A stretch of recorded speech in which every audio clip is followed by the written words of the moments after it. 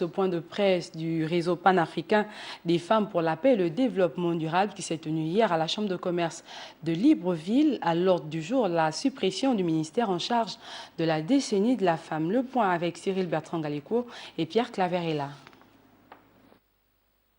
Consciente que c'est avec les hommes à leur côté dans la lutte pour l'égalité des droits et statuts que les femmes feront évoluer leurs conditions sociales et civiles, ces femmes du réseau panafricain des femmes pour la culture de la paix et le développement durable demandent aux autorités compétentes de respecter les engagements pris devant le peuple et les instances internationales. À l'instar de nombreux pays membres de l'Organisation des Nations Unies, le Gabon a ratifié en 2000 la loi dite la résolution 1325 qui demande aux différents dirigeants des États de prendre désormais en compte la citoyenneté des femmes dans leur action gouvernementale et politique. Face à une situation bien connue, le réseau ne comprend pas la volte-face des instances dirigeantes. En 2015, souvenons-nous, avec faste, euphorie et multiplication de déclarations enthousiastes, la décennie de la femme qui court jusqu'en 2025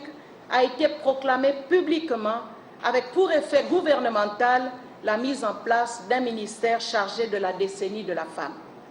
Comment expliquer qu'à peine 4 ans plus tard, le tout récent remaniement ministériel procède à la suppression de ce même ministère? Et sans dénonciation à un quelconque machisme gouvernemental, ces femmes souhaiteraient que l'on considérât les priorités. Nous avons la ferme conviction qu'une société dont les attentes ne sont pas prises en compte ne peuvent être cohérentes, car on ne le dira jamais assez, une nation vaut par la qualité des familles qui la composent. En d'autres termes, beaucoup plus que certains départements ministériels, celui de la famille ou qui concerne directement l'humain ou le social, nous paraît devoir être placé en priorité.